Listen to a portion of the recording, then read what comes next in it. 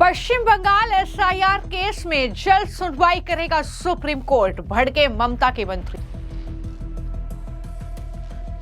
SIR पर ममता बनर्जी के मंत्री सिद्दीकुल्ला चौधरी की खुलेआम आग लगाने की धमकी। लिखने में कितना लगेगा, फ्लॉप करने में कितना लगेगा, सिग्नेचर में ये जस्टिफिकेशन कर नहीं पाए हैं।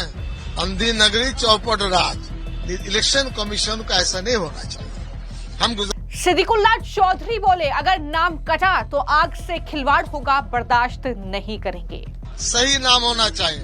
नाम की कटौती होगी, आग से खिलवाड़ होगा, हम इसे बर्दाश्त नहीं करेंगे। एसआईआर के बीच राज्यपाल सीवी आनंद बोस ने भारत बांग्लादेश बॉर्डर का किया दौरा। पश्चिम बंगाल में एसआईआर की प्रक्रिया चल रही है, जहां वोटर लिस्ट को खंगाला जा रहा है। जैसे जैसे ये प्रक्रिया आगे बढ़ रही है, ममता बनर्जी और उनकी पार्टी के नेताओं के हाथ पांव फूल रहे हैं। डर और खौफ उनके चेहरे और उनके जुबान पर साफ तौर पर दिख रहा है।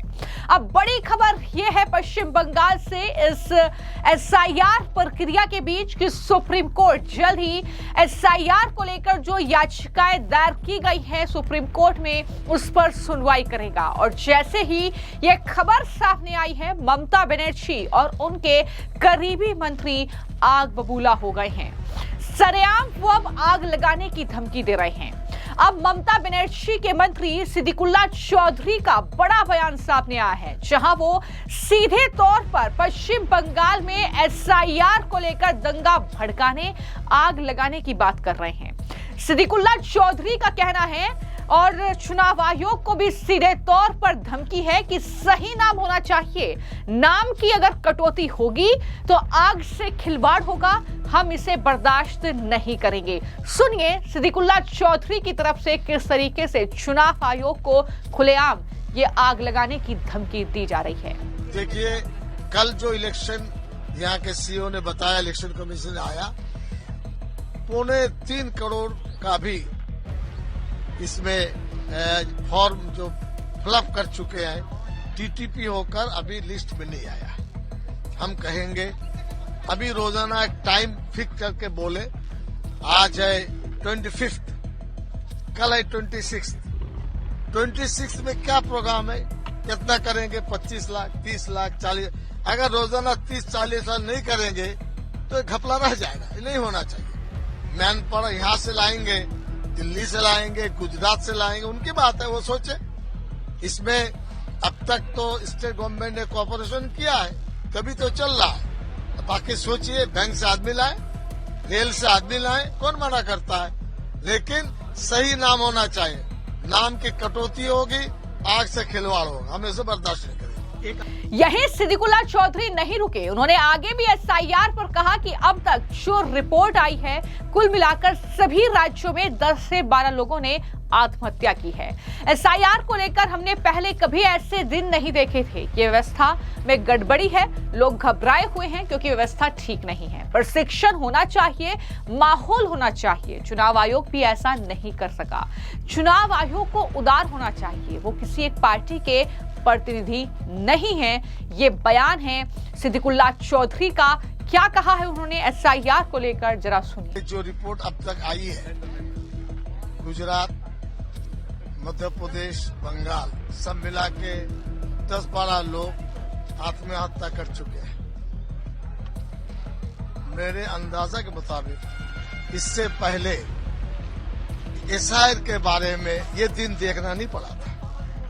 ये सिस्टम की गड़बड़ी है। सिस्टम सही न होने की वजह से वो लोग घबराए हुए हैं। दूसरी बात, दुनिया में आदमी नया नया प्रोजेक्ट, नया नया फॉर्मूला लाते हैं, लेकिन उसको करने के लिए ट्रेनिंग होना चाहिए, वातावरण होना चाहिए। वो भी निर्वाचन कमीशन कर नहीं पाई। तीसरी बात, काम में इतना दबाव है, 24 घंटा है।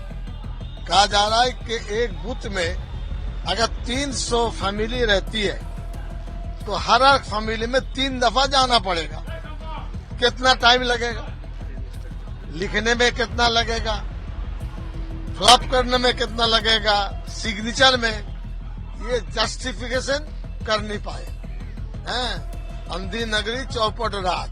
इलेक्शन कमीशन को ऐसा नहीं होना चाहिए। हम गुजारिश करेंगे उनको लिबरल होना चाहिए। किसी एक पॉलिटिकल पार्टी को नुमाइंदे नहीं है, वो पूरे मुल्क के तमाम जो वोटर हैं उनकी नुमाइंदगी वो लोग कर रहे हैं। बंगाल में हम लोग चाहेंगे एक भी वोटर जो जेन्युइन है वो माइनस ना हो। आज 4:30 बजे उम्मीद है सीईओ के पास हमने इत्तला भेजी है, वो थोड़ा सा टाइम दे दे। कुछ और बातचीत है जो उस वक्त हम करेंगे। आपसे ये लोगों तक मैसेज देना चाहते हैं, घबराहट दूर कीजिए। और हम तनहा ये कह देंगे नहीं मानेंगे नहीं होगा, ये तो चल पड़ा है मसला। निभाने के बारे में जो डीटीपी करते हैं, इलेक्ट्रॉनिक प्रोसेस को जानते हैं, उनको ठीक ठाक करना पड़ेगा। और हम लोग चूंकि सोशल ऑर्गेनाइजेशन है जमीयत उलमा हिंद फ्रीडम फाइटर, हमको महसूस हुआ इसमें आगे बढ़ना चाहिए। 25 जगह हमने खुद प्रोग्राम किया 20 दिन में। पब्लिक का कहना और हमारे सामने मैसेज है, जानते हैं IAS, IPS, WBCS, gazetted officer, उनका बाप का नाम, कहीं माँ का नाम, कहीं दीदी का नाम, कहीं बीबी का नाम, उनके कागज नहीं है। अगर पढ़े लिख के लोग ये हाल है तो गांव के दुखी लोग हाल क्या होगा? ड्राफ्ट लिस्ट अभी आने वाली।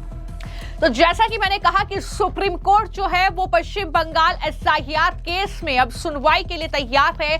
जल्द ही सुप्रीम कोर्ट में इस मामले पर सुनवाई होगी। लेकिन एसआईआर की जो प्रक्रिया पश्चिम बंगाल में चल रही है, जिस तरीके से ये खबर सामने आई है कि पश्चिम बंगाल में जो बड़ी संख्या में घुसपैठिए आकर बसे थे, जो ममता बनर्जी जिनका वोट बैंक के तौर पर इस्तेमाल करती थी, एसआईआर प्रक्रिया शुरू होने के साथ ही उनके घरों पर अब ताला लग चुका है। हालांकि इन सब के बीच एक और तस्वीर आप देखिए, पश्चिम बंगाल के राज्यपाल सीवी आनंद बोस जो कि इस एसआईआर प्रक्रिया के दौरान भारत बांग्लादेश बॉर्डर की जो चौकी है वहां का उन्होंने दौरा किया है और वहां पर जाहिर तौर पर वो देखने के लिए पहुंचे हैं कि किस तरीके के हालात वहां पर हैं, क्योंकि खबर आई है कि बड़ी संख्या में जो घुसपैठिए हैं वो बॉर्डर क्रॉस करके वापस अपने देश लौट रहे हैं, क्योंकि यहां पर जो एसआईआर की प्रक्रिया चल रही है उसके बाद उनका दाना पानी बंद होने वाला है। यही वजह है कि लगातार ये घुसपैठिए अब प्लान कर रहे हैं। तो जैसा कि मैंने आपको बताया कि सुप्रीम कोर्ट पश्चिम बंगाल में जो एसआईआर हो रहा है उसमें जो याचिकाएं दायर की गई हैं उस पर जल्द ही सुनवाई करेगा। सीजेआई सूर्यकांत की अध्यक्षता वाली पीठ ने यह भरोसा दिया है। केस की सुनवाई के दौरान याचिकाकर्ता की ओर से पेश वकील ने कहा कि जिन लोगों ने नागरिकता के लिए आवेदन किया है उनके आवेदन अभी लंबित है और इस गणना की अंतिम जो तारीख है वो 4 दिसंबर है। तो इसलिए कहीं ना कहीं इस पूरे मामले को लेकर सुनवाई सुप्रीम कोर्ट में होगी। सीजेआई सूर्यकांत ने यह भी कहा कि हमें नहीं पता कि आप आवेदन करें, हम देखेंगे। तमिलनाडु, पश्चिम बंगाल, पुडुचेरी सहित अन्य राज्यों में अन्य जगहों पर एसआईआर को चुनौती देने वाली 6 याचिकाओं पर सुनवाई के दौरान कोर्ट ने कहा था कि आप लोग इतने आशंकित क्यों हैं, आप ऐसे कर रहे हैं जैसे पहली बार मतदाता सूची का सघन पुनरीक्षण यानी एसआईआर हो रहा है। तो इस पर सुप्रीम कोर्ट पहले भी टिप्पणी कर चुका है और सब जानते हैं कि किस तरीके से सुप्रीम कोर्ट में जो याचिकाएं बिहार एसआईआर को लेकर दायर की गई थी वहां पर भी निराशा हाथ लगी थी विपक्ष को। वहां पर भी एसआईआर पर रोक सुप्रीम कोर्ट ने नहीं लगाई थी और एक बार फिर से वही तस्वीर हम सुप्रीम कोर्ट में देख सकते हैं पश्चिम बंगाल एसआईआर को लेकर। लेकिन क्या होगा सुप्रीम कोर्ट का फैसला इन याचिकाओं पर कि आने वाले वक्त में देखना होगा। फिलहाल आपकी इस पूरे मामले को लेकर क्या राय हमें कमेंट बॉक्स में जरूर लिखें। धन्यवाद।